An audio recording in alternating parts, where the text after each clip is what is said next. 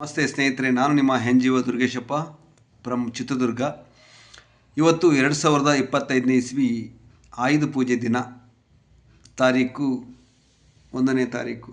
ನೀವು ಕಾಣ್ಬೋದು 1ನೇ ತಾರೀಕಿಗೆ ನೋಡಿ ಸ್ನೇಹಿತರೆ, ಸ್ವಲ್ಪ ವಿಚಾರ ಮಾಡಿ ಗಮನಿಸಿ ನೋಡಿ. 1ನೇ ತಾರೀಕಿಗೆ ಗೌರ್ಮೆಂಟ್ ರಜೆ ಕೊಟ್ಟಿದ್ದಾರೆ, ಒಪ್ಕೊಳ್ಳೋಣ. ಹಾಗೆ 2ನೇ ತಾರೀಕಿಗೆ ವಿಜಯದಶಮಿ ರಜೆ ಕೊಟ್ಟಿದ್ದಾರೆ, ಒಪ್ಕೊಳ್ಳೋಣ. ಹಾಗೆ ನೋಡ್ತಾ ಹೋಗಿ ಗೌರ್ಮೆಂಟ್ ರಜಾ 7ನೇ ತಾರೀಕಿಗೆ ಕೊಟ್ಟಿದ್ದಾರೆ, ವಾಲ್ಮೀಕಿ ರಜಾ ಕೊಟ್ಟಿದ್ದಾರೆ, ಒಪ್ಕೊಳ್ಳೋಣ. ಇದೇ ತಿಂಗಳು 20ನೇ ತಾರೀಕು ನರಕ ಚತುರ್ದಶಿ ಅಂತೆ, ನರಕ ಚತುರ್ದಶಿ. ಇದಕ್ಕೆ ರಜೆ ಯಾಕೆ? ಅದು ಗೌರ್ಮೆಂಟ್ ರಜೆ ಯಾಕೆ? ನರಕ ಅಂದರೆ ಕೆಟ್ಟದ್ದಲ್ವಾ? ಸ್ವರ್ಗ ಆದರೆ ಓಕೆ, ಒಪ್ಕೊಳ್ಳೋಣ, ಗೌರ್ಮೆಂಟ್ ರಜೆ ಕೊಡಲಿ, ಹಬ್ಬ ಮಾಡಲಿ. ಇದು ನರಕ ಅಲ್ವಾ? ಇದಕ್ಕೆ ಯಾಕೆ ಗೌರ್ಮೆಂಟ್ ರಜಾ? ನೋಡಿ, ಇಲ್ಲಿ ನೋಡಿ, ಕಿತ್ತೂರು ರಾಣಿ ಚೆನ್ನಮ್ಮನ ಜಯಂತಿ ಐತಿ 23ನೇ ತಾರೀಕು. ಇದಕ್ಕೆ ಕೊಡಬೇಕಾಯ್ತು ಗೌರ್ಮೆಂಟ್ ರಜಾ. ನಿಜ ಅಲ್ವಾ? ಅಲ್ವಾ?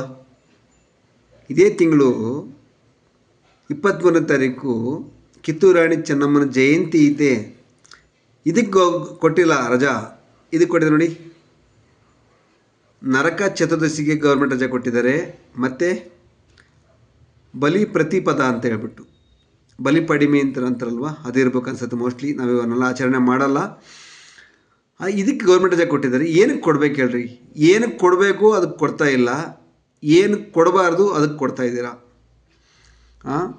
ನಮ್ಮ ಸಮಾಜ, ಸರ್ಕಾರ ಯಾವ ದಿಕ್ಕಿಗೆ ನಡೀತಾ ಇದೆ ಅನ್ನೋದನ್ನು ಸ್ವಲ್ಪ ಪರಿಗಣಿಸಿ ನೋಡಬೇಕಾಗತ್ತೆ ವೀಕ್ಷಕರು.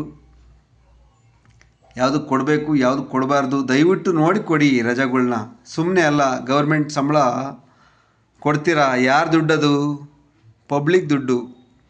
ಅಂದರೆ ನಮ್ಮ ಟ್ಯಾಕ್ಸ್ ಮನಿನ ಗೌರ್ಮೆಂಟ್ ಸಂಬಳ ಕೊಡ್ತಿರಲ್ವಾ, ಅವರಿಗೆ ಸಿಕ್ಕಾಬಟ್ಲೆ ಸುಮ್ಮನೆ ಯಾವ್ಯಾವುದಕ್ಕೂ ರಜೆ ಕೊಟ್ಟು ಮನೇಲಿ ಕೂರಿಸ್ತಿರಲ್ವಾ.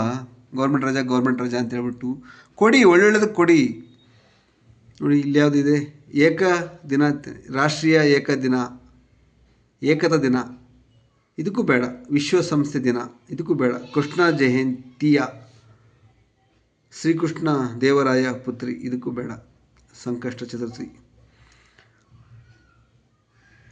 ಇನ್ಯಾವ್ಯಾವ್ದು ಕೊಟ್ಟಿರಿ ನೋಡೋಣ.